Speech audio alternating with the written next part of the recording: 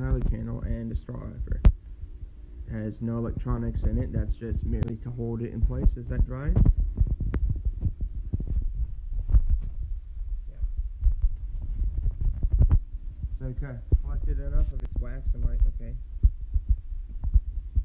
Clearly candle designers don't know how to design candles, because it shouldn't make a hole down in the middle that buries itself in molten wax, putting the candle out there and forever once you dig the wick out.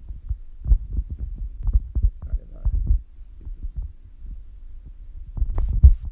I'll have to look for different text-to-speech synthesizers though. So I went ahead and put some points in.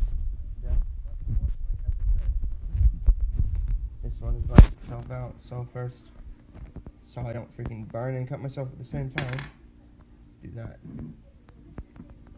For now, I'll just go ahead and pour this